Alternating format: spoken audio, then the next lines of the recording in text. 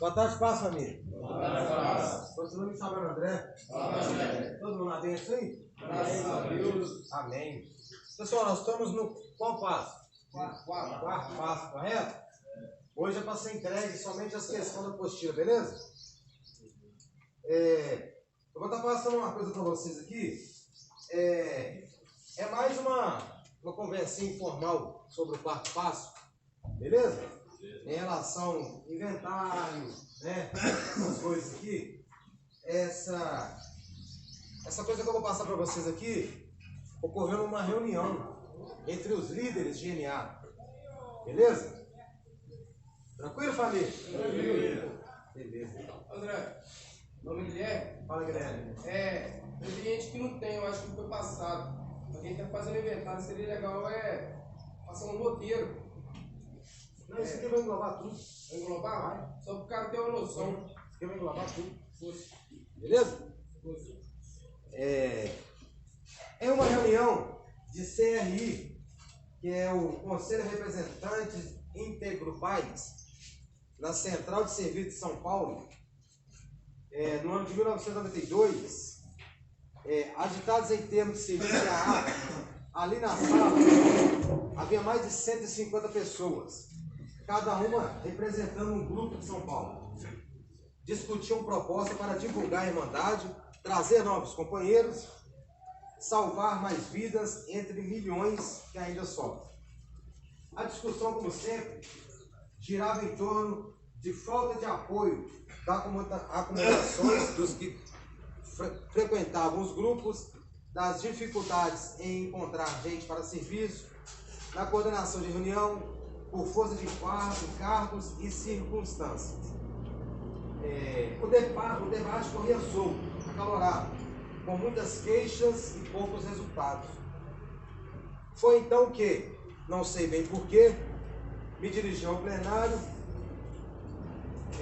Companheiros, sei que o assunto é outro, mas, por favor, me respondam com toda a honestidade possível. Quem, entre todos os presentes, já fez seu quarto passo? Essa pergunta foi feita, tá? Numa reunião dos líderes de AA.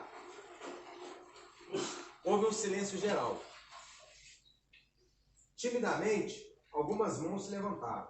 1, 2, 3, 4, foi só.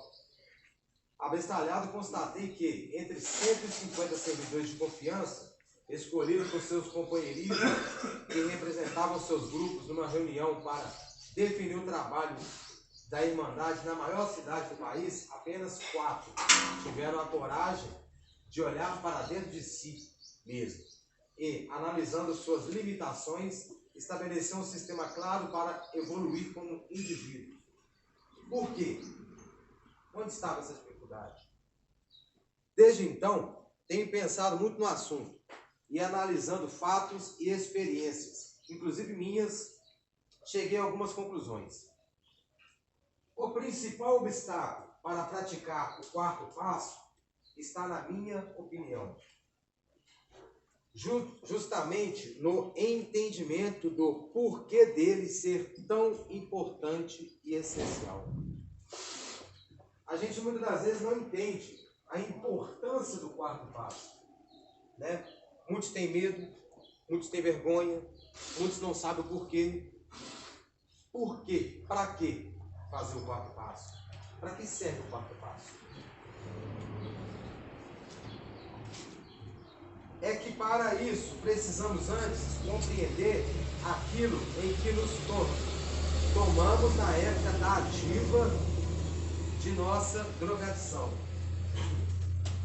Quando a droga deixou de ser a solução mágica para nossos problemas, quando ela começou a nos negar aquele estado maravilhoso em que nos sentíamos mais ricos, mais simpáticos, mais bonitos e mais inteligentes, com a sensação de sermos irmãos mais velhos de Deus, com um futuro fantasticamente promissor pela frente.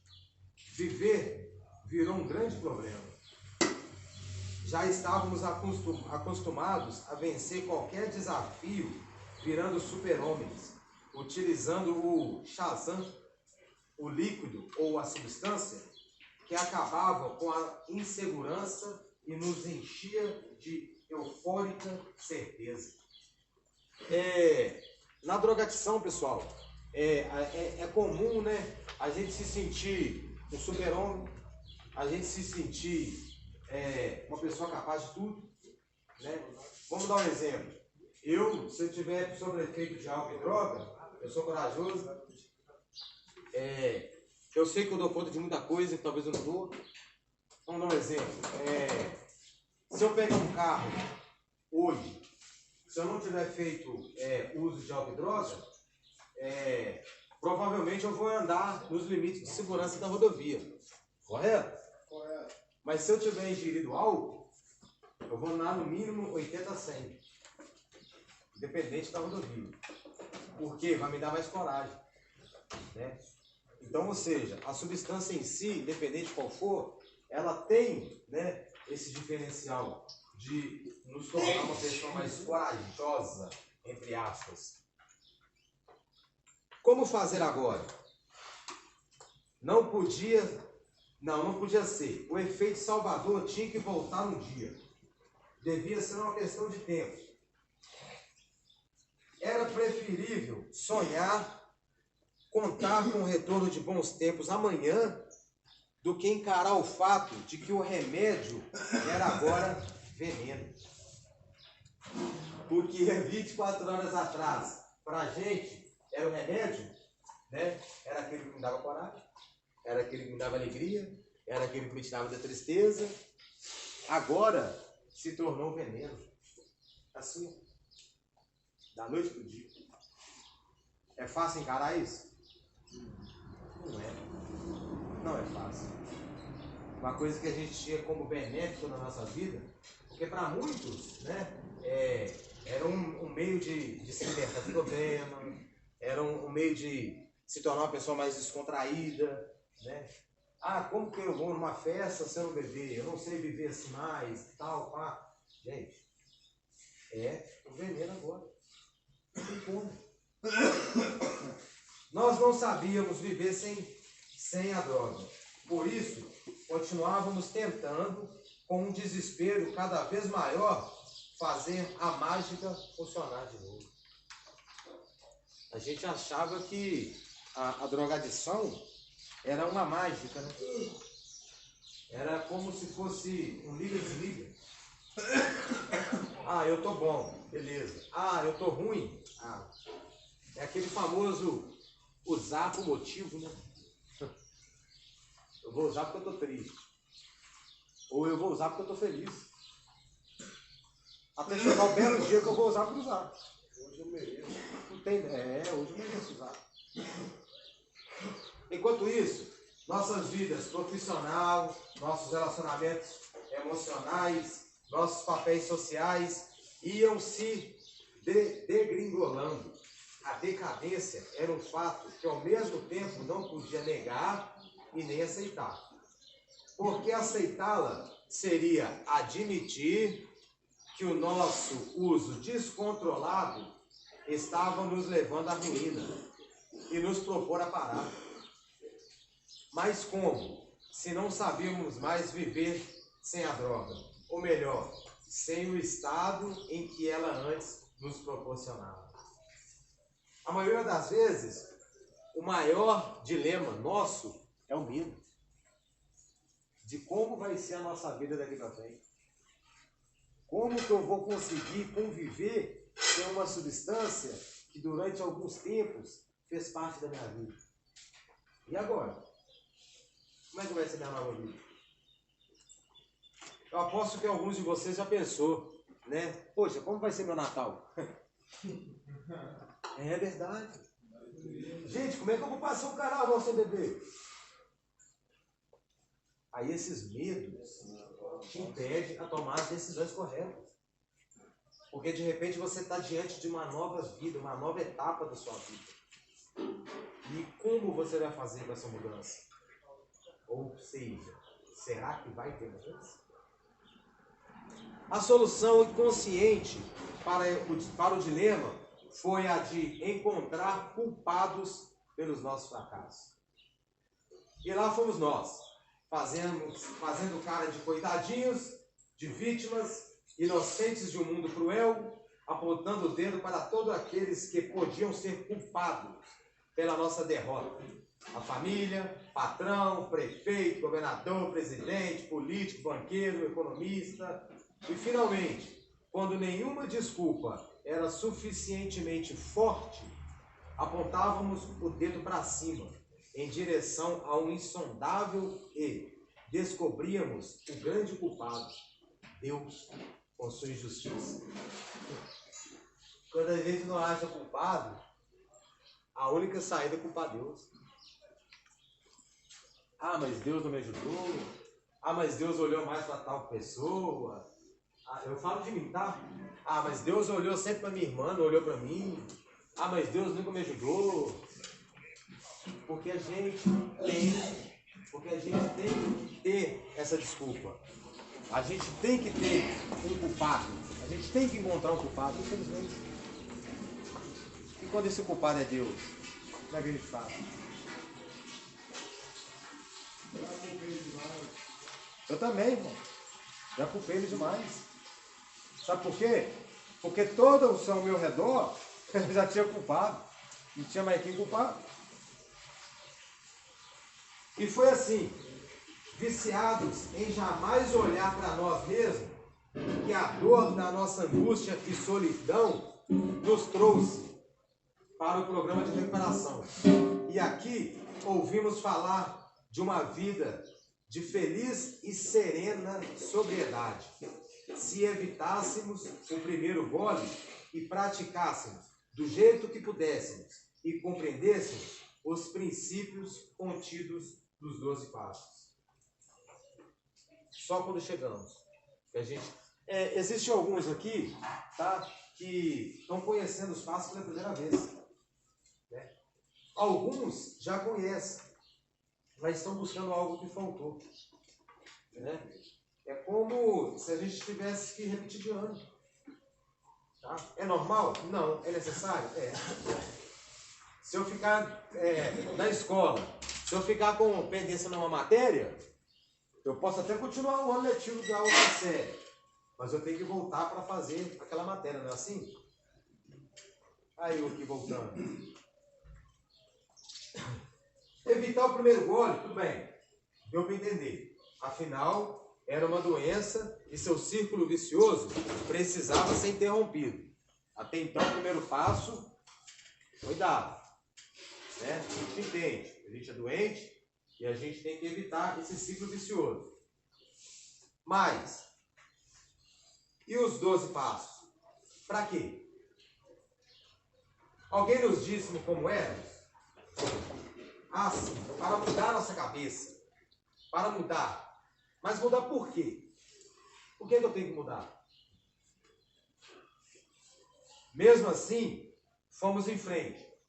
Fizemos o primeiro passo com uma certa autopiedade. Tá? A maioria das vezes o primeiro passo ele é feito mesmo com autopiedade. Né? Coitadinho de mim e tal. Aí eu perdi mais. Sempre tenho mais, né? O segundo, com ressalvas. O terceiro, bem, pedir não custa nada. E tentamos. Aí, descobrimos que entregar não significa deixar tudo na mão do chefe, e sim fazer o que ele nos sugeria. E o que nos sugeria? Que mudássemos nossa maneira de pensar, nosso modo de encarar a vida. Entregar nossa vida e nossas vontades ao cuidado de um poder superior não significa que está tudo no controle dele, não. Significa que eu peguei o controle de volta. Mas eu tenho que mudar minha mente e meu coração. Eu tenho que mudar meus sentimentos e meus pensamentos. Para que eu tenha êxito em conseguir, em conquistar uma vida melhor, essa tal sonhada sobriedade, né? Eu tenho que mudar meus hábitos. Porque a droga é só cereja. Eu tenho que mudar todo o meu comportamental. Mas como fazer isso? Perguntamos. Conhecendo melhor quem somos. De que modo? Fazendo o quarto passo. O quarto passo é, para alguns, além de ser mais difícil, tá? Chega a ser o mais libertador de todos. Tá? Até mesmo mais do que o primeiro. Né? Porque o primeiro é a questão de uma decisão, mas muitas das vezes essa decisão ela é tomada, como que eu vou falar? Existe decisão tomada sem querer. Existe uma decisão tomada sem vontade. Vocês concordam comigo? Concorda, pessoal? Então, muitas das vezes a gente passa pelo primeiro passo, mas sem a vontade real. Vou fazer uma pergunta sobre umas questões do quarto passo. Pode? Tem uma pergunta na quarta prática, que é a última, que está assim, é o que o amor inclui e o que o amor exclui. Aí eu coloquei, nessa pergunta eu coloquei família, amigos e relacionamento. Correto? Aí o que o amor exclui? Aí eu coloquei a mesma coisa, tá correto também? Sim. O que o amor inclui e o que o amor exclui. Eu não digo. Só um comentário. Quarta prática não tem nada a ver com quarto passo. Você está falando da quarta prática, né? Da quarta prática. Não, nós estamos falando do passo. Boa, obrigado. Nós estamos falando do passo. Mas depois eu te respondo isso aí. Tá? Só para não engolar o pessoal aí. E foi aí que de repente. Não. Muitos, impregnados de velhos preconceitos e escutando os nossos velhos hábitos de descobrir culpados para tudo, sem nunca se olhar nem se responsabilizar por nada, vem no quarto passo uma espécie de campeonato para ganhar um troféu. Ou seja, um levantamento de quem fez, durante o seu alcoolismo ativo, o maior número de porcaria e crimes horrorosos. Muitas das vezes a gente faz o quarto passo colecionando só coisa ruim. É como se a gente levantasse cada troféu por coisa feita. E a ideia de um quarto passo não é isso. Não é a gente nos vangloriar pelas coisas feitas. É a gente se arrepender. O quarto passo funciona como libertação. Eu fiz, mas me arrependo. Porque a partir do momento que você fez, colocou no papel e sentiu prazer, não estou jogando praga não, tá? Mas provavelmente você voltará a fazer de novo. Porque você gostou. Quando a gente gosta de alguma coisa, a gente repete. Eu não quero porque eu não gosto mais. A expressão, pessoal, inventário moral, também nos assusta e amedronta. Nos fazendo pensar em confessar para nós mesmos que não somos dignos do perdão de Deus.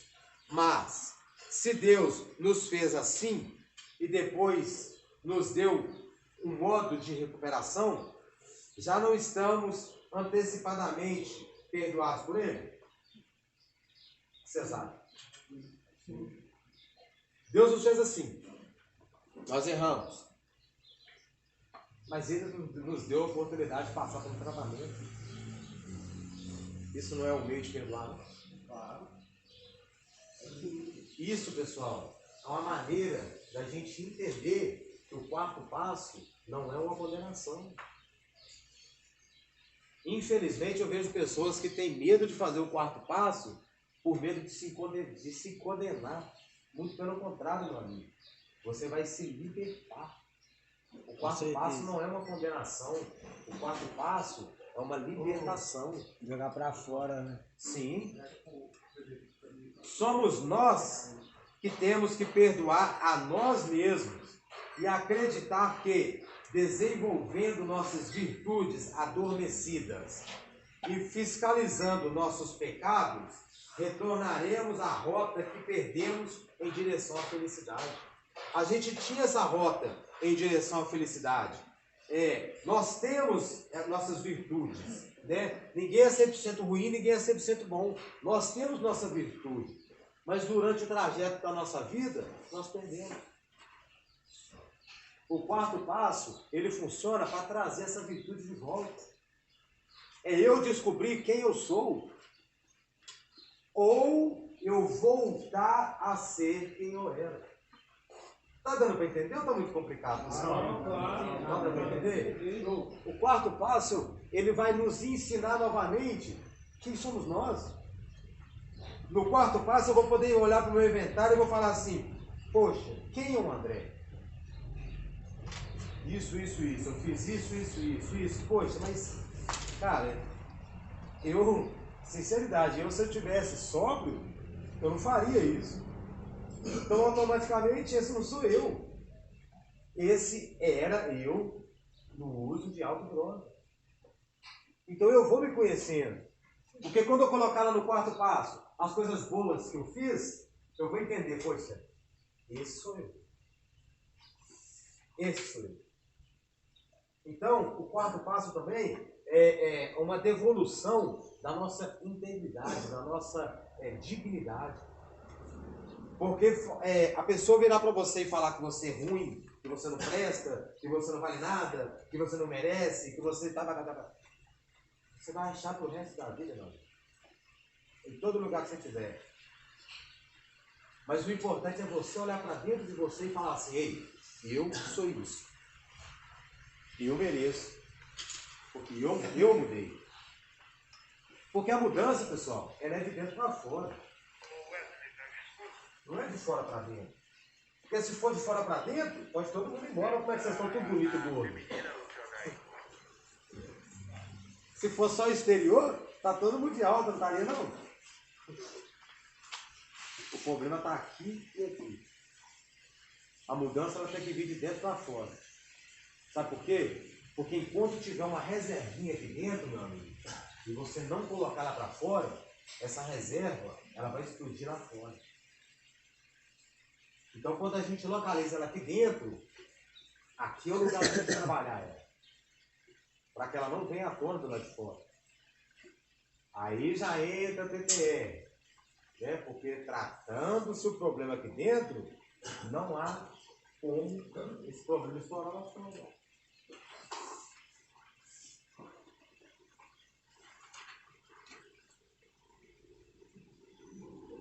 O próprio termo pecado